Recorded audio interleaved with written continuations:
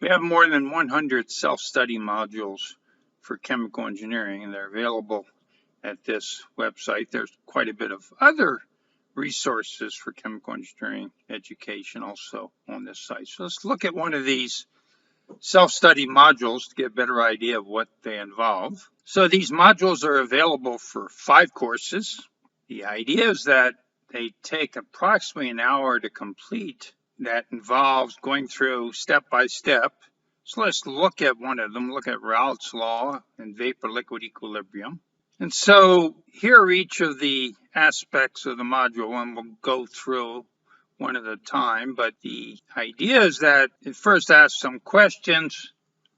We don't expect that you can answer these before doing the module, but hopefully after doing the module. And I should point out also on this page is the motivation for creating this module, what courses it's useful for, what material you should know before trying to go through the module, and then what you should be able to do after completing the module. So as I mentioned, this concept test, an example problem, are to give you an idea of what you should be able to do. And then first thing are introductory screencasts that describe, in this case, Raoult's law, vapor-liquid equilibrium. And then next to them are the equations that are important for applying Raoult's law and explanations of the terms used in the equations. If we go on to the next step, almost all of the modules have interactive simulations.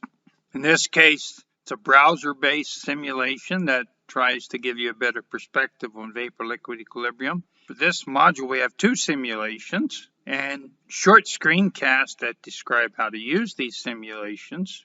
Now, some of the modules also have what we refer to as quiz yourself simulations. So these lead you through more of a step-by-step procedure where you have to input information and get responses from the simulation. And then we have a couple example problems.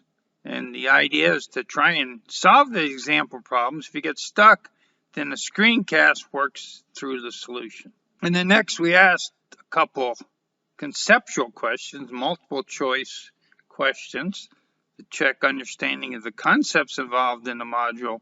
And the next page then provides links to the solutions. And then we list the key points from this module, and then we repeat what you should be able to do. So this is the example of one module. These can be used to supplement a textbook. They can be used to review for an exam, or they can be used to come up to speed from a prerequisite course at the beginning of a course.